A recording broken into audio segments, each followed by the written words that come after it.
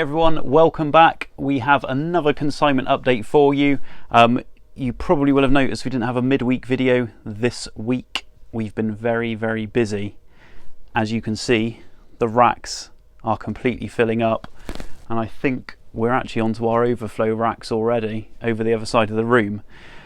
So we had, those of you who follow us on Instagram and Facebook and TikTok and other social media platforms, you may have seen that we had a very large collection in of approximately 150 guitars. So this collection, I'd like to say it came in unexpectedly. It did in some ways. So we were primed about this collection about 6 months ago. The family knew nothing about guitars, and they only had to go on what their brother had told them in passing. So I had no idea what was going to be there either, and that can go one of two ways. When you're told there's over 100 instruments, well, that's what they roughly thought. There was over 100 instruments, and they couldn't give me any information, no photographs. They essentially just had to get it cleared at some point in the future. And then about 2 weeks ago, I had the phone call just to say, unfortunately, he has now passed. Please, can you come in and clear it and do what you do your thing. So yeah, sent the guys off to collect it, and you're always very worried about what might come back. We would have taken anything regardless, but there could be a very good collection there, or of course you could have 150 encore guitars. Nothing wrong with encore guitars if that's what you're into, but I think you get where I'm coming from a value point of view. So the collection arrives, and it was actually very good. And the collection is so big, in the end it worked out about 150 guitars. We can't put them all in this cell because this cell is already big enough already, as you've probably been seeing from our updates and our previous videos. So we've got 40 guitars this time, that things that we've pulled out. There's no preference in quality or anything like that. It was literally, let's take out half the Fenders, half the Gibsons, half of, I guess, any other business, and 40 in this cell, and just over 100 in the next cell. So those 100 will be sold in March. So you've got another big bumper load to look at in March, but we'll have 40 to look at today. Now, the situation was, as well, these were all kept in a 1-bedroom apartment.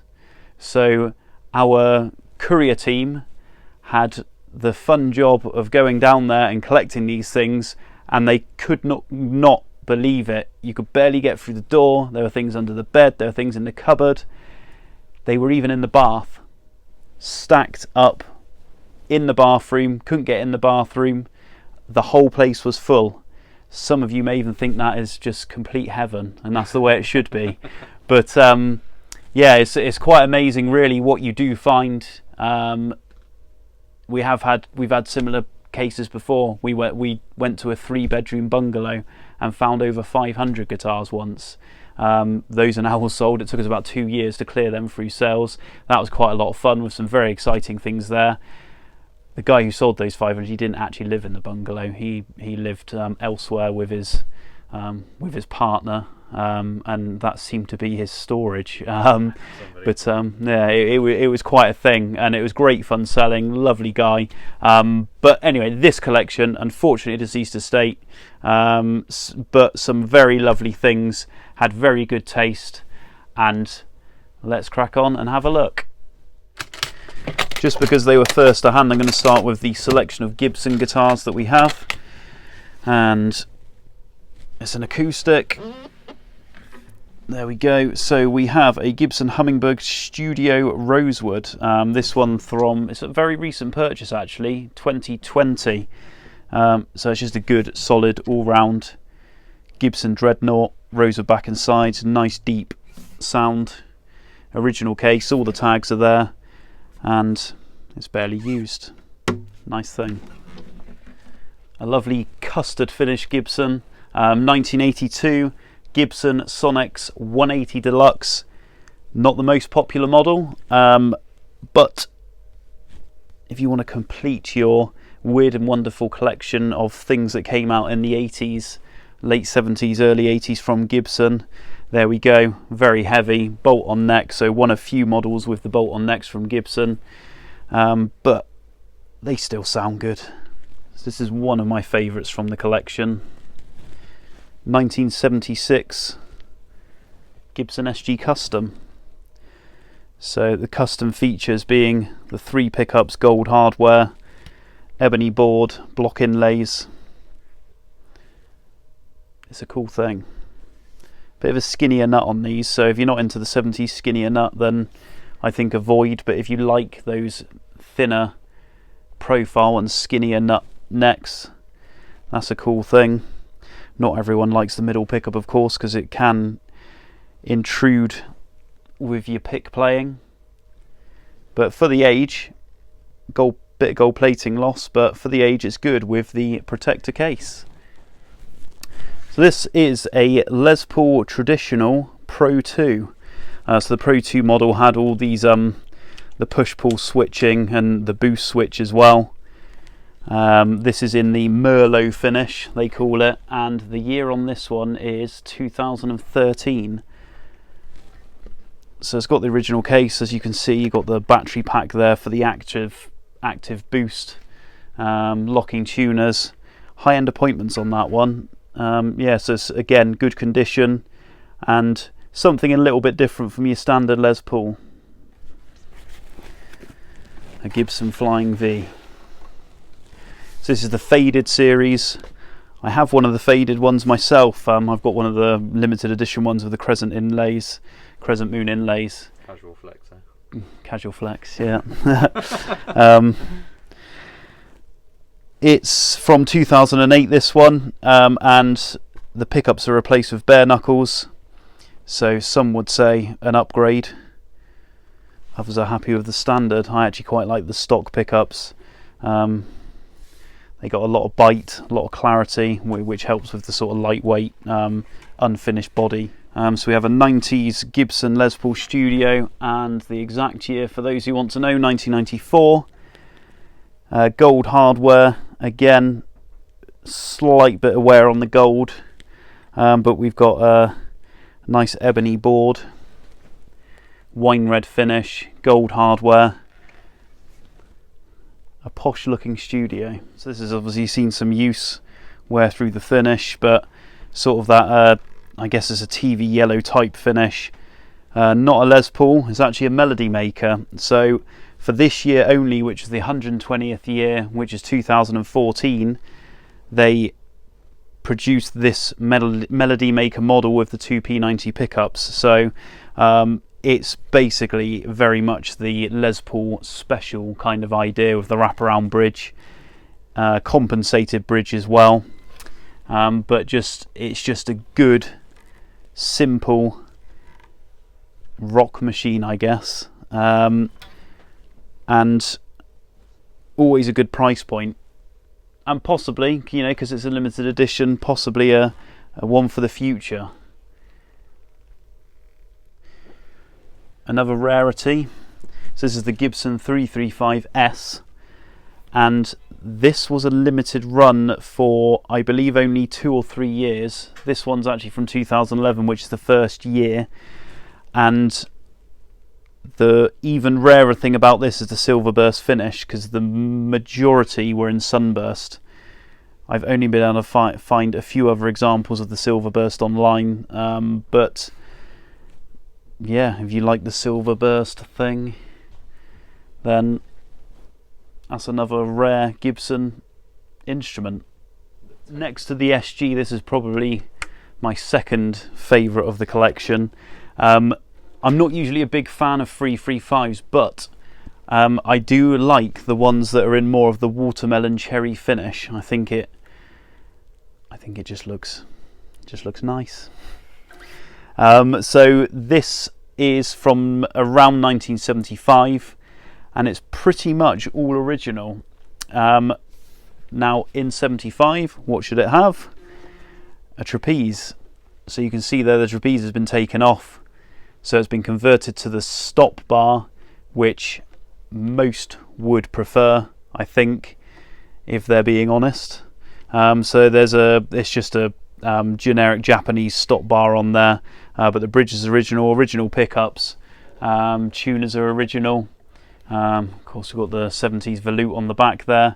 We've got a skinnier nut because it is from that 70s period, but other than that I think it's just it's a nice looking 335. So we have a Fender Jaguar, and not just any Jaguar, it's the Kurt Cobain model. So obviously Kurt Cobain from Nirvana, one of my favourite bands, and so these were made in Mexico. They did the NOS version and they did the road-worn version.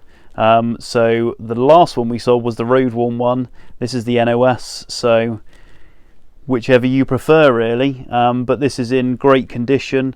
We don't actually have the original case. I think that got lost when there was some sorting of this collection. I mean, we certainly haven't seen the original case, annoyingly, but it does have the booklet, the Kurt Cobain booklet that comes with it, and yeah, the Kurt Cobain model Jaguar. Excuse the state of the strings. My understudy stringed this one up. Oh man, throw me under the bus. He really didn't.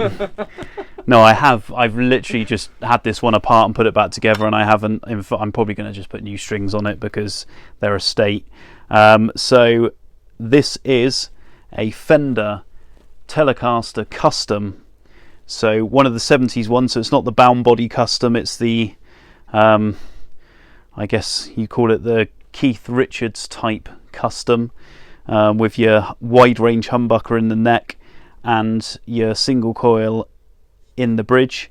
A lot of you who are into Fender guitars and know what you're talking about will probably say they never did a red finish or a red finish like that, and you would be correct because it is a refinish. So you will also have to excuse some of the mould patches. Some of the guitars were like this in the property because I don't think anyone can keep on top of 150 guitars unless you have lots of money and pay for a tech to look after them in rotation. So some of these guitars still need a quick cloth over from us. But yeah, that is a 78 Telecaster Custom. And another one. So this is a Japanese one. So but a reissue, a 70s reissue of the Telecaster Custom. Again, wide range pickup with the single coil in the bridge.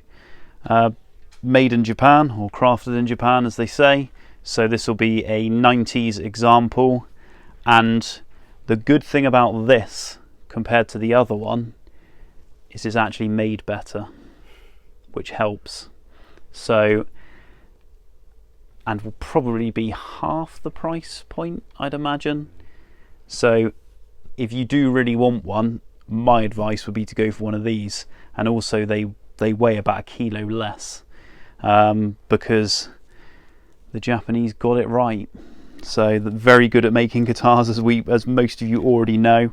But yeah, that's a good Sunburst one in an American Fender case, so you get that little bonus as well.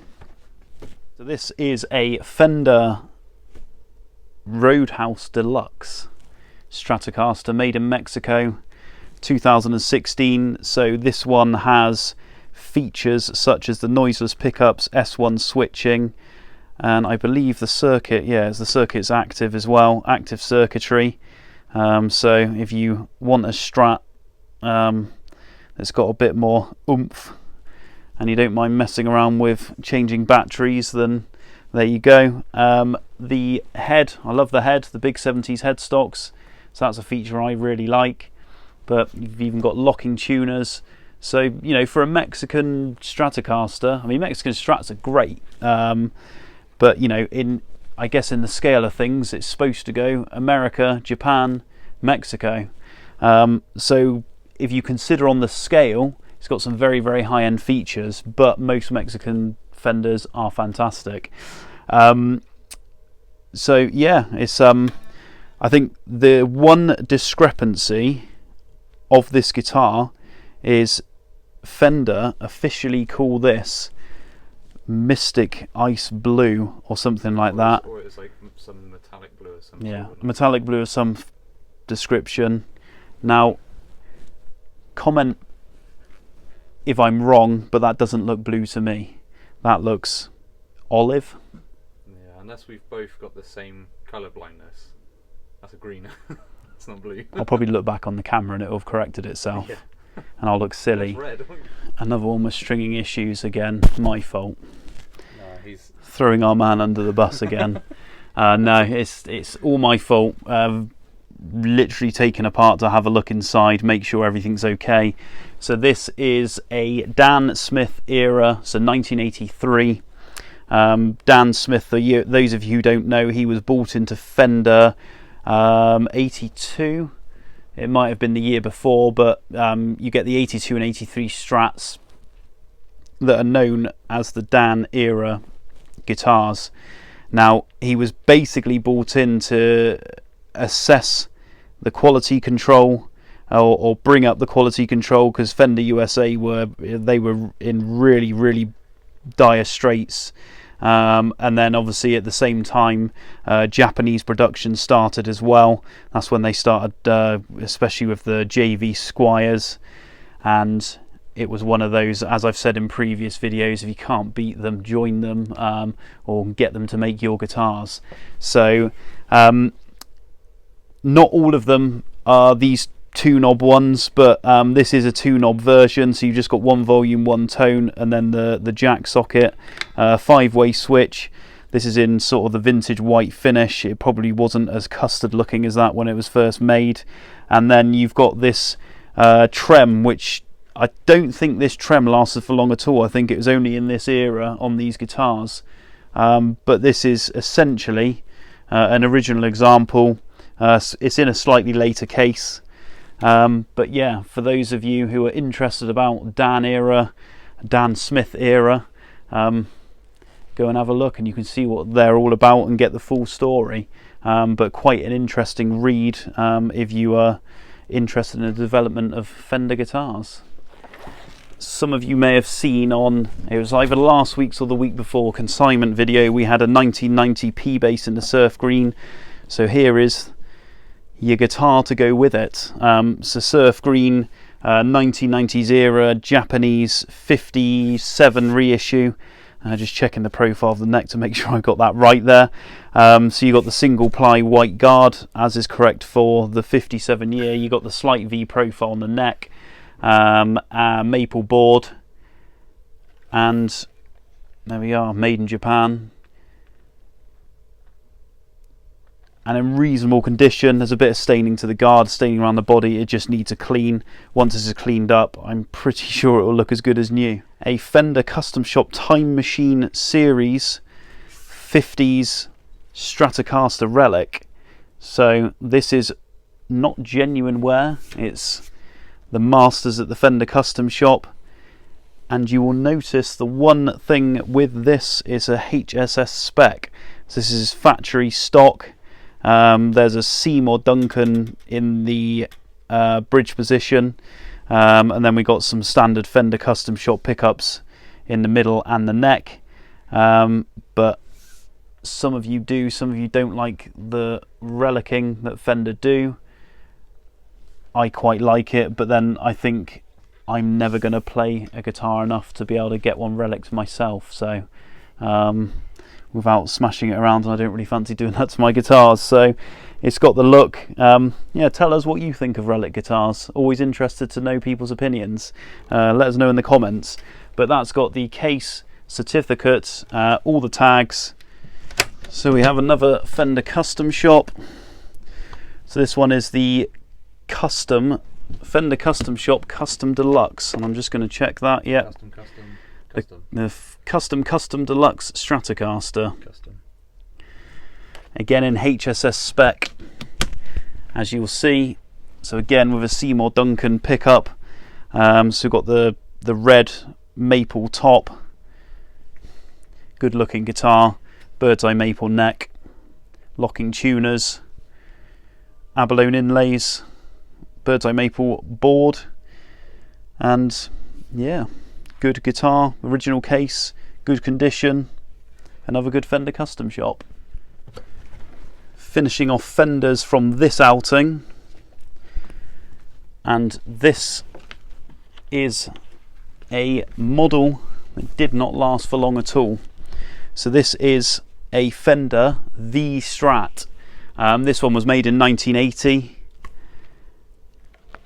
and like I said, it really did not last long at all. Brass bridge, gold knobs, gold neck plate. I'm sure they had gold tuners as well. I could be wrong. They are the correct type of tuners. Maybe the plating's worn off, or they've just put another set on there. But maple board, and yeah, I think it was an idea to have sort of a slightly higher appointment Strat at the time. They are very heavy, and they always were heavy. And then we have a Fender tweed case to go with it. So going on to other makes, Greco, good Japanese Greco Les Paul standard. It will have a specific model name which I have not looked up yet, but you'll see from the serial number this one's from 1980, and it's got a few cosmetic flaws, but generally it's a good thing. So just another option if you want a Les Paul, good Japanese quality thing. An Ibanez, or an Ibanez, or an Ibanez, take your pick. We say Ibanez. This is a Steve Vai model. So this is one of the Korean Gem Junior 555 models with the monkey grip handle there. HSH spec, and it's just a well-made Steve Vai signature Gem guitar. For those of you who like it low, this is the 277 Paul Reed Smith SE Baritone. So you've got the longer scale length, and I'm not actually sure what tuning it is. Is it drop C or something like that? Or C standard? B standard. Or B standard. Low. Charcoal burst finish. Yeah, low's the way to go. Charcoal burst finish. That's just a bit of muck. Thought that was a ding. Made in Indonesia, this one, so slightly later than the Korean ones, and with the original case. Here we have another PRS SE model, still with strap intact, so I'll take this out carefully. So this is the SE hollow body piezo, as it says up the top there. So you've got the piezo pickup in the bridge with the humbuckers. Again, a little bit dusty, needs a clean, but in good condition. This one's a Chinese built PRS. So we have a US PRS. So this is a custom 24 from 2022. So a very new guitar indeed. Doesn't even look like it's really been played at all. So let's assume you're almost getting a brand new PRS guitar of this one. Now, this is a variation on the custom 24. It's the -08, and it's all to do with this switching here. So it's basically a different control configuration, but it is a nice looking, I mean, look at that top. That's what to expect from PRS. I don't think they class this one as a 10 top, but in my opinion it might as well be. We've definitely had 10 tops that don't look as good as that. Yeah, we've definitely had 10 tops that you can't even see the flame in the maple. So yeah, a nice 2408, very expensive guitars, new, so that could be a good pre-Christmas buy. The last of the PRS guitars from this collection's offering. There are about the same amount of PRS guitars that will come through in March from this collection as well, some very nice ones indeed. This is the Paul Reed Smith Fior model. So here we have, now we've finished the PRS guitars, we'll go have a look at a couple of Taylor guitars. So this is a nice little small bodied Grand Theatre. This is the Urban Ash. So a very modern guitar. They're Grand Theatre series. So you've got ash body, spruce top, mahogany neck, and I believe it's a eucalyptus board. Electroacoustic, nice and lightweight, very resonant, with the original plush gig bag. And here, another Taylor, this time one of their electric models. They don't make many electric models, but this is the T5 series. This is the T5Z Classic, and it's just an all mahogany body, active circuitry, and yeah, very lightweight. They're very resonant guitars, acoustically, obviously, of the hollow body. Yeah, good example. Needs a tiny clean, but cosmetically otherwise it's good. Now here is something you don't see every day. So from the case you can probably guess the era, 1970s. This is a Dan Armstrong. Dan Armstrong originally came from America. He actually moved to London in the early 70s before moving back to the States in the late 70s. But while he was over here, he designed this model of guitar. So this is the Dan Armstrong London Series 341. So it's a simple concept, but it's quite cool. So you've got this sliding pickup, so you can have any tone you want just by sliding the pickup across. So yeah, simple concept. They've got a kind of a cult following, and this one's in. There's a few cosmetic issues, but fairly good condition, all mahogany, and they are well made, shallow tuners. So a lot of you will have seen them, but for those who haven't, tell us what you think of this idea. We have a very battered case, and here is a bold one. You can see, I mean, there's mould on some of the guitars on the fretboards, so must have been in a damp corner of the property. Structurally it hasn't suffered though, luckily. This is a 1970s Baldwin. This is from the 700 series. Baldwin had that connection to Burns. You'll see the very Burns plate there. And this, I believe, is the 706V. I believe the V comes from the vibrato. And yeah, it's just it's in the condition I would expect it to be in for the age. So here we have a B&G Little Sister. Those of you who have been around guitars for a long time will probably know about B&G guitars. I'm pretty sure they won Guitar Magazine's Gear of the Year guitar for years running. This is a P90 version. It is a private build, so I guess it is spec'd more so than their standard Little Sister model, but you get the original case and the certificate. Ibanez artist. Ibanez. 2014. This is one of the later Korean ones, so it's basically a reissue artist, but these Korean made ones were very good indeed. Specific model off the top of my head, can't quite remember. I think it's a 244 or something like that, AR244. There we go. Nice old fiberboard case, and no sale would be complete without 11. I start to panic if I haven't had 11 in. If I haven't had at least one. Seem to have one every sale. This is the LM26 model, good dreadnought model. This is from 1964, and I think I said the last time we featured one in the consignment update for the last sale, if you haven't tried 11 guitar, make sure you try one before you buy something else vintage or even contemporary, because they are fantastic guitars and they give a lot of the sort of Gibson and Martin dreadnoughts a run for their money.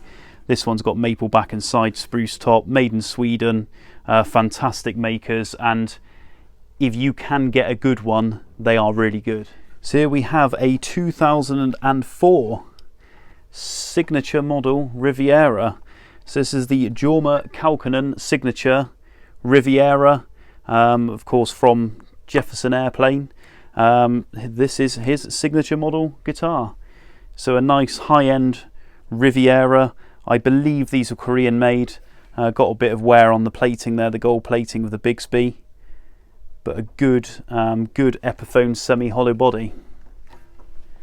So this case is a bit of a state, but it's done the job.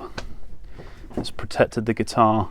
So this is a 2017 Duesenberg Star Player TV electric guitar, and it's in good condition with the case and tags, the red sparkle top finish. I think there's always been a bit of a debate about where these were actually made.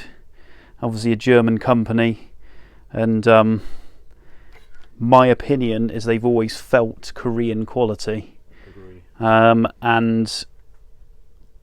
I think very recently they did announce in a release where the factory was, and I believe it was Croatia, or was it Czech, or I guess Czech would make sense. Do you think German cars? Yeah. You know, So anyway, that was the announcement they made, but I think they possibly made the announcement when they moved production over there, because this screams Korean made to me. They're still very good guitars, and Korean made guitars are fantastic. But there we go, Star Player TV. So here we have a Takamine, and this is one of their higher end models, the Santa Fe model. So this is the PSF-48C electroacoustic. These preamps are quite prone to going wrong, but this one does work.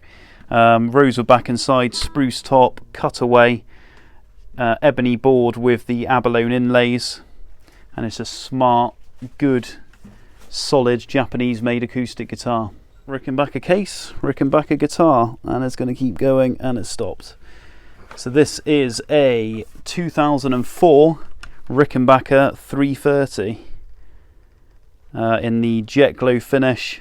It's obviously had quite a lot of wear already, wearing through the finish on the arm there, and the neck is quite worn through as well. So it's obviously been well played, this one. Not everyone's a big Rickenbacker fan. Not everyone can get on with the nut width, but yeah, this is a well played, although looked after model or example with the original case. Super Strat time. This is a Palm Bay Tempest. I don't really know a lot about them. I've had them before, but the Palm Bay guitars all seem to be Super Strat. This one's a hardtail. It's got this cool red and blue finish. It's a well-made thing. I don't actually know where they're made. It will be one of the Asian factories, possibly Korea, but a good thing for your Super Strat needs. And the last one for today, John Lennon on a budget. This is the Epiphone Casino. This is a Chinese-made Epiphone Casino in a natural finish, but we all have seen John Lennon sporting one of these, and it will cost you significantly less than a full-blown American version, and a nice clean example too. So that is it for today, ladies and gents, all from a single owner collection. As I said, that is just I guess it's a third, it's less than a third of what we have from the collection. About 150 guitars, 140, 150 guitars. There are amps from the collection as well, lots of pedals. There's some studio gear as well, which we haven't featured, and there is still more to come from the property as well, because they couldn't get it all in one run. So yeah, I hope you've enjoyed that today. We will be back for the March auction to preview the other things, so we'll let you know when that comes up, and I think that's going to be a bumper episode, because like I said, there's about 100 guitars to go through in that March auction. There's a lot of nice things, and I think there's not many guitars that aren't worth featuring. So we'll be back with a huge episode, so look out for that. And what's the best way to make sure you don't miss a video? Of course, hit the bell icon, but please subscribe to the channel, like the video. It helps like-minded people like yourselves see what we do and view these videos. Of course, share them as well. Best always to follow our Instagram and Facebook channels if you have those methods, have those platforms, just because that is the first place things get posted on. So like I said, a lot of you will have known about the single owner collection over a week ago, and you will have already seen things going up onto our channel. So do have a look at those. And then of course subscribe to our mailing list, where we will do weekly news updates, usually just links coming through to these videos so you can see what's coming up. If you go into the description of this video, you'll see the links for all our socials, you'll see the links to subscribe, and you will also see the link to our mailing list. And then of course the link to our preview website, where we are putting things up now.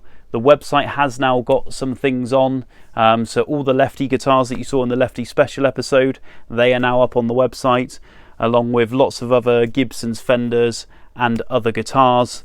We'll be doing another batch tomorrow. Basically as and when they are photographed, we are putting them up online, and then we are fast approaching the deadline. So we have got now 2 weeks until the deadline, so we're quickly going towards the deadline, and we have lots of stuff, over 400 guitars I think by the last count, and then all the other things, amps, pedals, studio equipment, guitar spares, memorabilia. So you will be able to go to auctions.gardinerhoulgate.co.uk to register to bid for that sale. You can register already. You can't view the full catalogue yet because that won't be available till mid-November. So yeah, thanks for joining us today, and we will see you next time.